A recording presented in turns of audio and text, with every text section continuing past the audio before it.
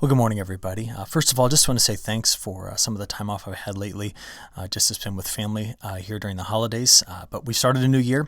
We've got a lot to be discussing, and we're going to start off by talking about some of the differences from the start of last year to the start of this year. Okay, so the map you've been looking at here shows you the first 3 months of 2022. So this would be January 1st through April 1st.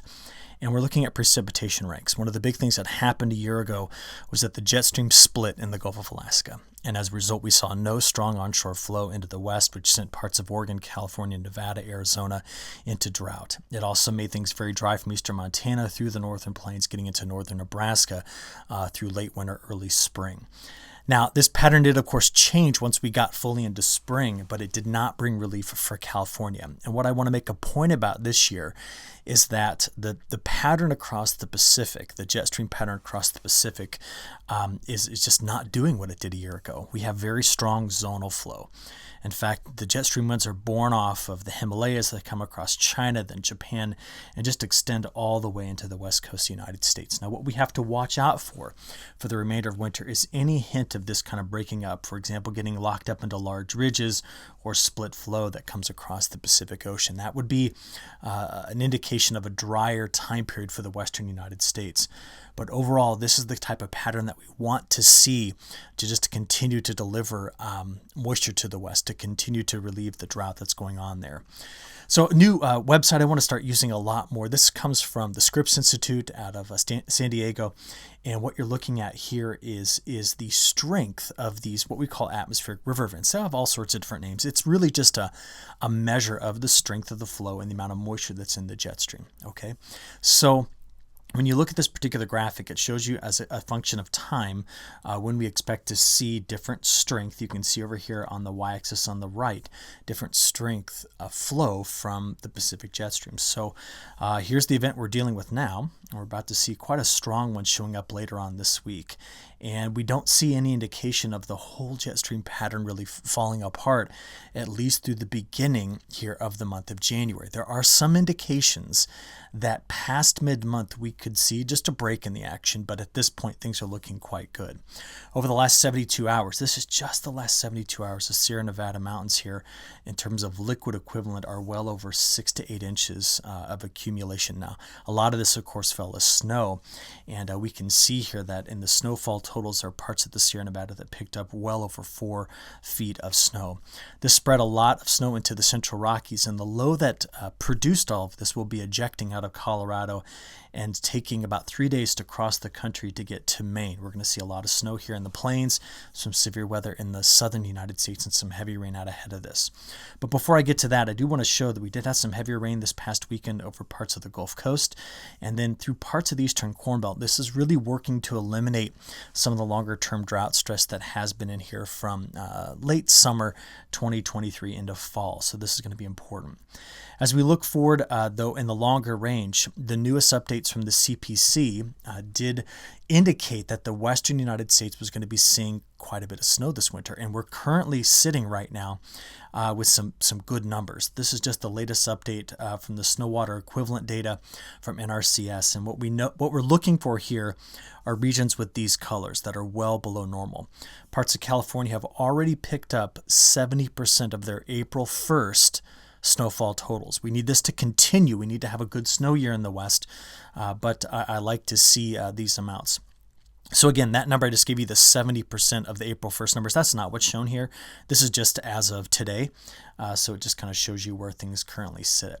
But as I mentioned, we've seen some updates from the CPC on their long-range guidance for drought, and the newest and most important changes are happening right here in the West, where they're now expecting drought to persist, but it have significant improvement.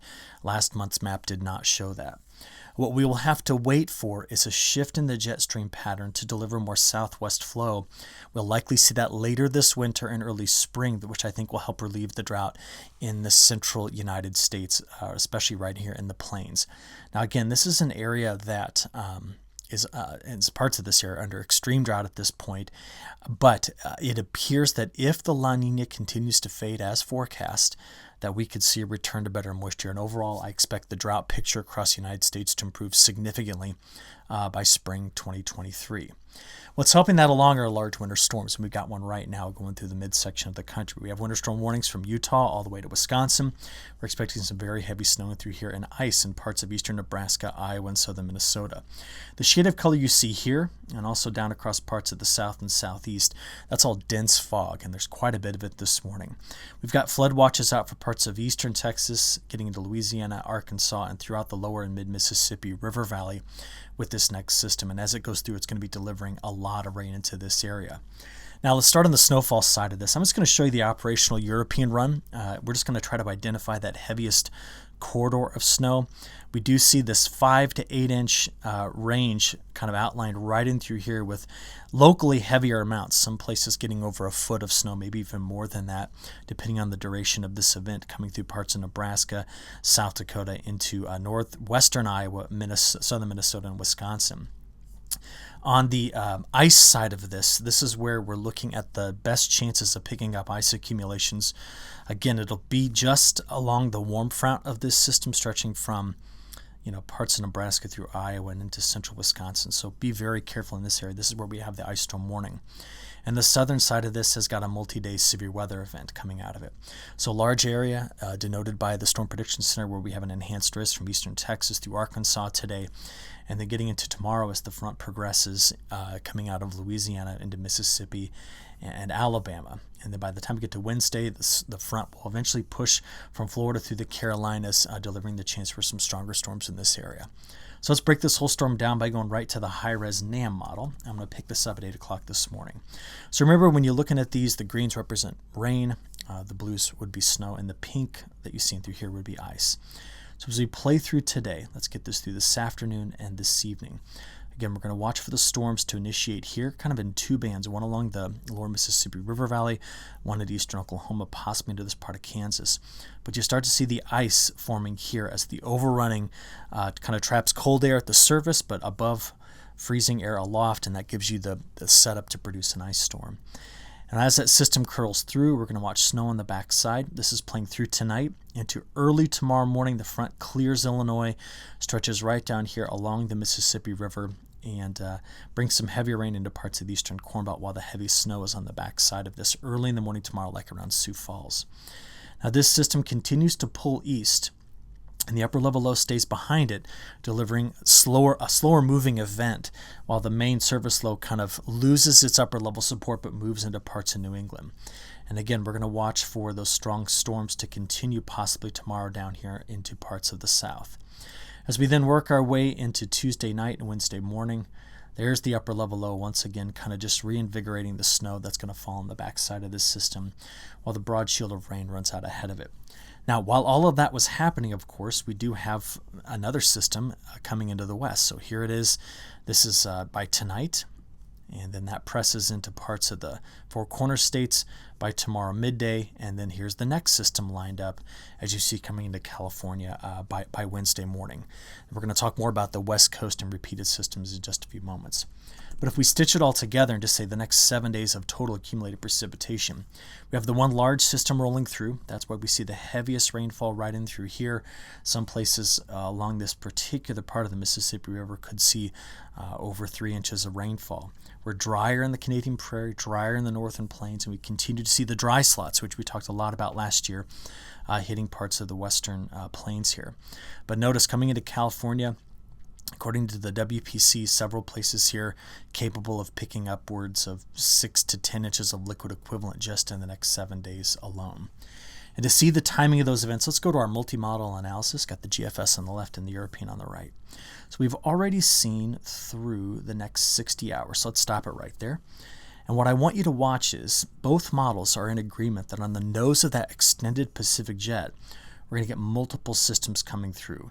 Here's the one that's coming through Wednesday into Thursday. And then that one tries to come out into the plains, but really kind of falls apart here by Friday. You then see the next system showing up in the west by Saturday evening. And then another one that follows it on Monday. So we've got at least 3, maybe 4 systems lined up to hit the western United States over the next 7 to 10 days. And it's not as though there won't be systems coming out of the central United States. For example, the European model this weekend wants to produce a low, it's kind of here in the GFS as well, that could come out of the Tennessee and Ohio River Valley, maybe some snow on the northern side of this. But the main action is coming into the western United States. Now, how long does that continue? By day 10, we still have a trough here. And that trough is going to continue to influence the pattern across the west, which is why we see the week 2 forecast continuing to show above normal precipitation for much of the west, but mainly into California. We compare this to normal. On the temperature side of this, we just kind of look broad scale here. I included this in the report, but there's been a sizable heat wave that's moved through parts of Europe and also, of course, the eastern half of the country. And if this follows the massive colder outbreak we had just before and during Christmas, you can see that right now all of the coldest air is locked up over parts of Russia and Siberia. And this is going to be very important to be monitoring, especially maybe with the behavior of the polar stratospheric polar vortex. And we need to talk about that here in just a few seconds. But I would like to show you what the temperatures are going to be doing here over the next week. Very mild east in the large warm sector of this next system by Tuesday. These temperatures are almost 30 degrees warmer than normal for this point in January.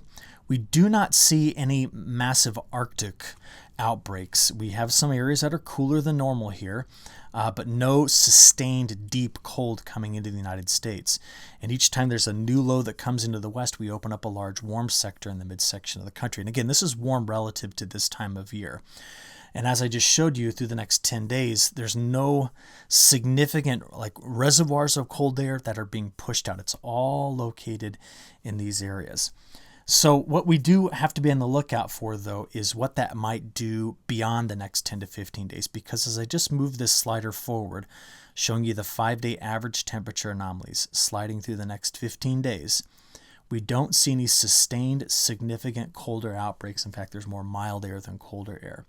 But one thing to point out is what's going on with the polar vortex. It's quite strong right now, but there could possibly be, both the ECMWF and the GFS are showing this, that once we get out there past about January 6th and 7th, there could be a bit of a disturbance to the polar vortex here in the form of what we call a sudden stratospheric warming event. It's very tricky to know if the models are really picking up on this and that it will actually occur, or if it is just kind of an artifact of the model.